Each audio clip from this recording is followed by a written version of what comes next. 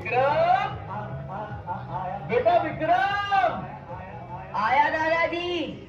क्या कर रहे थे बेटा? नया साल मना रहा था दादाजी। तुम्हें क्या लगता है नया साल आज से शुरू हो रहा है? अरे दादाजी, आज ही से तो शुरू हो रहा है, यही तो सच है। ये सच नहीं है बेटा। ये जो नया साल आज पूरी दुनिया में मनाया जाता है, हमारा नया वर्ष उससे भी पुराना है। अंग्रेजी कैलेंडर तो भारतीय कैलेंडर के 57 वर्ष बाद बना है। तो हम लोग अपना नया साल क्यों नहीं मनाते? मनाते तो हैं, लेकिन इस तरह के शोर शराबे से नहीं। हमारा नया साल तो ईश्वर की आराधना से शुरू होता है, चैत्र की पहली नवरात्रि में। हमारे नए साल के बारे में कुछ और बताइए ना दादाजी। हाँ हाँ, उसके लिए तुम्हें एक कहानी सुननी होगी। कौन सी कहानी दादाजी? संसार के सबसे महान राजा की कहानी, राजा विक्रमादित्य की कहानी।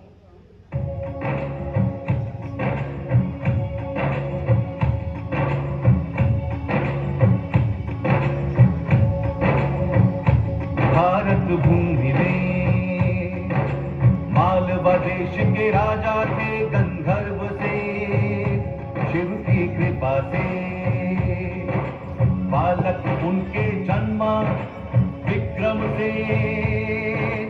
राजा रानी प्रजा सुखी थे उस युवराज को पाकर। पता नहीं था शकों का राजा बैठा घात लगाकर। खुशी के इस शुभ अवसर पर उसने था पानी फेरा। छुप छुप कर हर तरफ से उसने उज्जैनी को घेरा।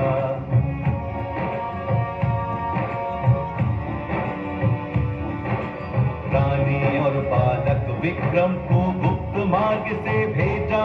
गंधर्व सेन ने संकट क्षण पत्थर का किया कलेजा। शक राजा ने बाण और गंधर्व सेन का घमासान। चोर लुटेरे जीत गए ये मातृभूमि का था अपमान। चोर लुटेरे जीत गए ये मातृभूमि का था अपमान। गंधर्व सेन ने मातृभूमि की फिर सौगंध उठाई। गंधर्व सेन ने मातृभूमि की फिर सौगंध उठाई। लड़ेगा विक्रम सेन एक दिन इस मिट्टी की लड़ाई। लड़ेगा विक्रम सेन एक दिन इस मिट्टी की लड़ाई। लड़ेगा विक्रम सेन एक दिन इस मिट्टी की लड़ाई। अरे अरे, रो क्यों रहे हो बेटा? दादाजी, मुझे ये कहानी अच्छी नहीं लगी। क्यों? क्योंकि इसमें नापान धोखे से जीत गया। जीतना गंधर्व सेन को चाहिए था, लेकिन वो तो लड़ाई छोड़कर चले गए। गंधर्व सेन गए क्योंकि उन्हें अपने सैनिकों और जनता की रक्षा करनी थी। उस समय शक इतने ताकतवर थे कि उनसे जीतना बहुत मुश्किल था बेटा। और जितने दिन लड़ाई चलती उतना ही राज्य का नुकसान होता। इसलिए उस वक्त उन्हें लड़ाई बीच में छोड़नी पड़ी। पर विक्रम सेन के पापा तो हार गए ना। हाँ, ये तो बुरा हुआ, लेकिन अंत भला तो सब भला। कहानी के अंत में तो विक्रम ही जीतेगा। मैं जीतूंगा।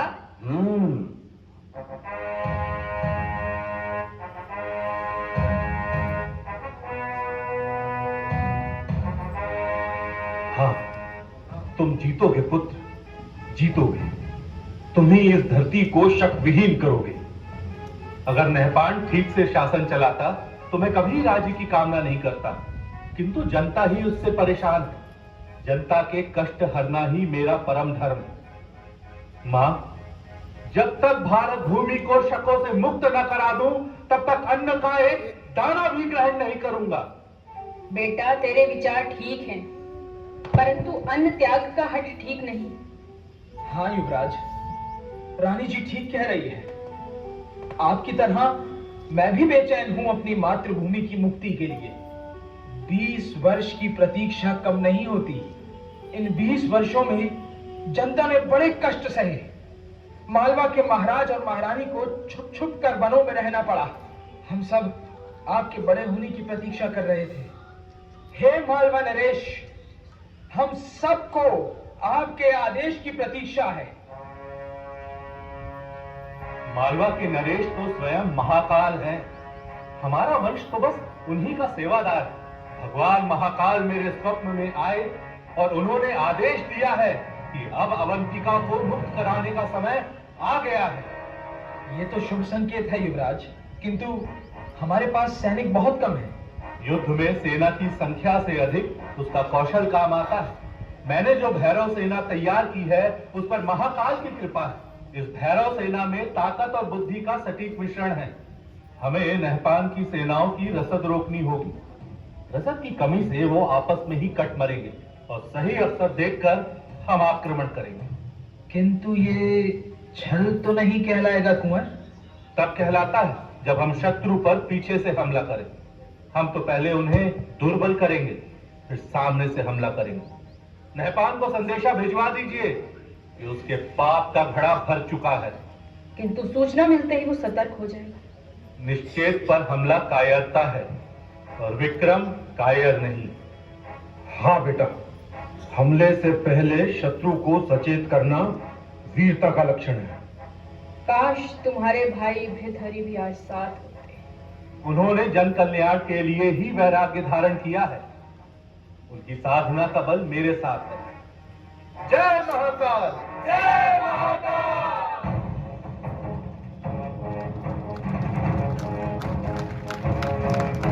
फिर मातृभूमि के सम्मान में विक्रम ने नहपान से घमासान युद्ध लड़ा और मालवा भूमि को शक वंश से मुक्ति दिलाई।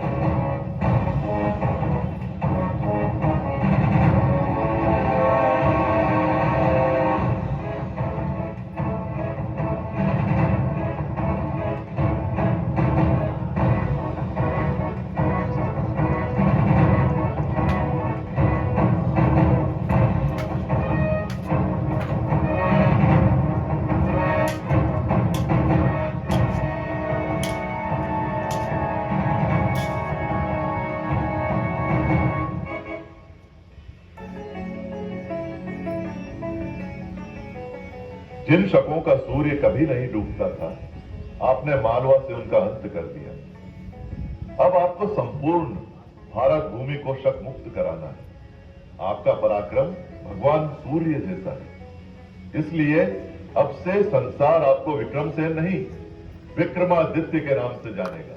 महाराज विक्रमादित्य की जय हो। मालवा नरेश विक्रमादित्य की जय हो। महाराज, शकों की विधवाओं और बच्चों के लिए क्या आदेश है? ससम्मान विधवाओं के पुनर्वास की व्यवस्था की जाए और बच्चों की शिक्षा दीक्षा राजकोष से कराई जाए। अद्भुत, महान राजा का यही गुण है कि वो अपने संरक्षण में आने वाले सभी जीवों की रक्षा करे। आपने एक नए समय का सूत्रपात किया है। आपकी अनुकंपा है गुरुदेव। अवश्य ही ये समय अपनी जड़ों की ओर लौटने का है, वैदिक परंपराओं की पुनर्स्थापना का है। कुलदेवी हरसिद्धि की कृपा से मैंने अपने नवरत्न पहचान लिए हैं। इन नवरत्नों की सहायता से मैं इस राज्य का संचालन करूंगा।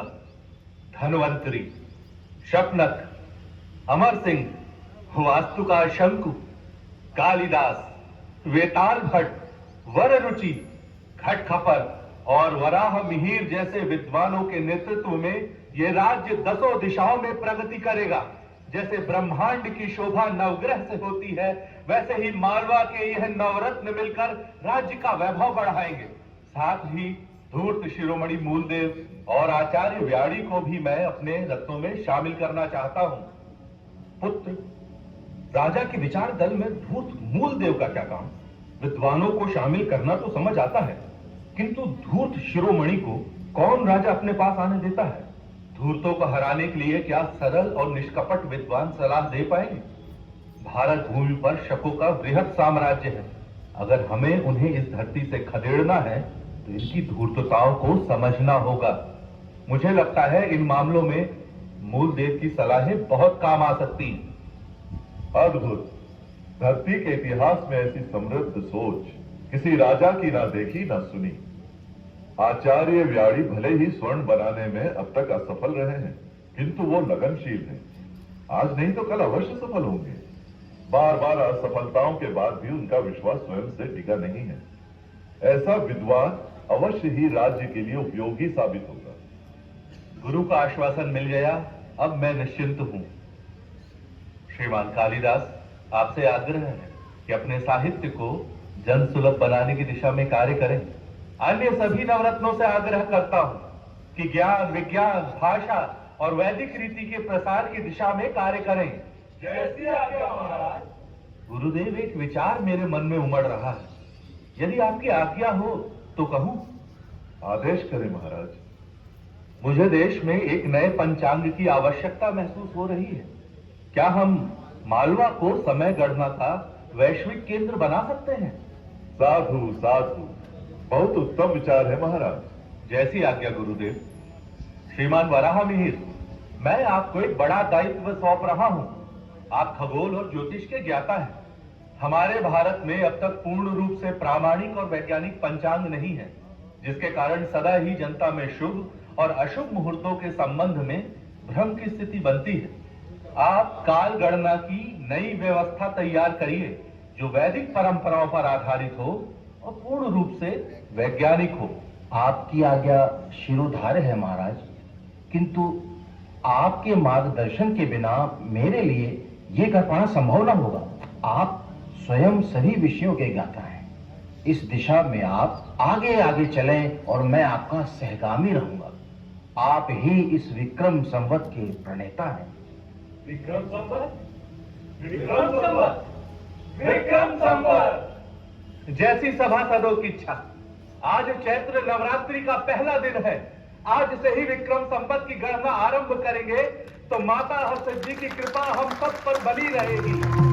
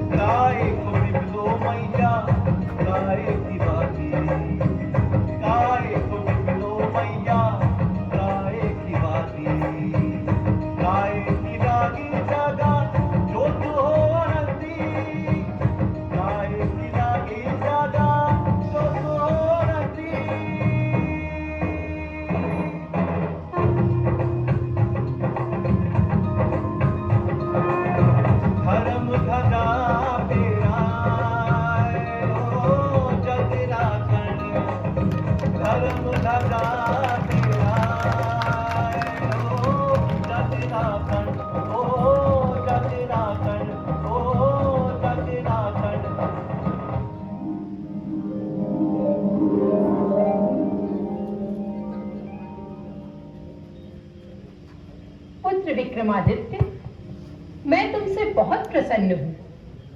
तुमने राजा बनते ही राज्य संचालन की दिशा में जैसा आमूलचूल परिवर्तन किया, उसके लिए तुम्हें अनेक आशीर्वाद देती हूं। मैं तुम्हें ये 32 पुतलियों वाला सिंहासन देती हूं। तुम इस सिंहासन में बैठकर न्याय कर सकोगे। मेरा आशीर्वाद है कि संपूर्ण भारत पर तुम्हारा शासन स्थापित होगा। तुम चक्रवर्ती सम्राट बनोगे, सम्राट विक्रमादित्य, न भूतो न भविष्यति।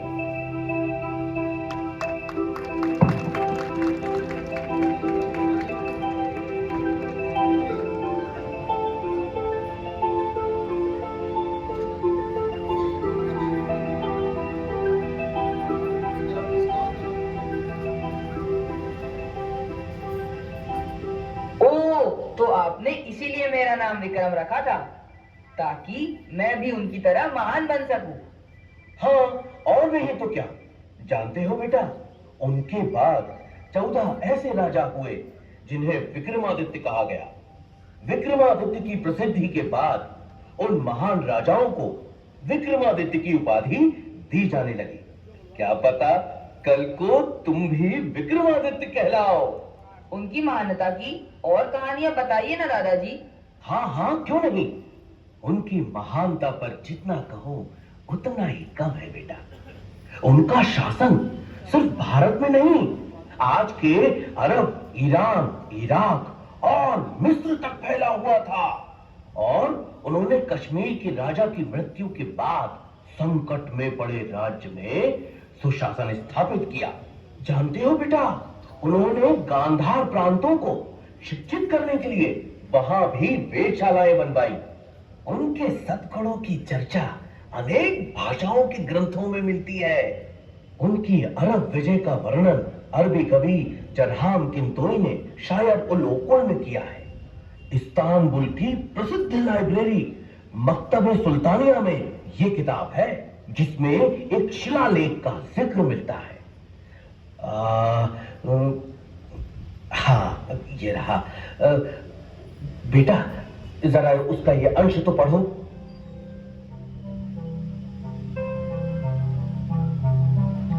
वे लोग भाग्यशाली थे जो विक्रमादित्य के समय में जन्मे, उन्हीं के शासन में जीवन बिताया। वह एक दयालु, उदार और कर्तव्यनिष्ठ राजा था जो हर एक व्यक्ति के कल्याण के बारे में सोचता था। उसने अपने पवित्र धर्म को हमारे बीच फैलाया। हिंदुस्तान के सूर्य से भी तेज विद्वानों को विक्रम ने उनके बीच भेजा ताकि ज्ञान का उजाला उस तरफ भी फैल सके। दादाजी, मुझे विक्रमादित्य की और कहानी सुनाइए ना। हाँ हाँ मेरे बच्चे, क्यों नहीं। रुको। हाँ, इन किताबों में क्या है दादाजी? इन किताबों में कहानियां हैं। इन दोनों किताबों में सम्राट विक्रमादित्य की कहानियों का भंडार है बेटा। एक है सिंहासन बत्ती सी और दूसरी बेताल बच्ची सी। इसके अलावा भी उनकी वीरता, उदारता, दया, क्षमा आदि गुणों से भारतीय साहित्य भरा पड़ा है बेटा। इन्हें पढ़ो और उनके गुणों को अपने जीवन में उतार कर तुम भी उनके जैसा बनो।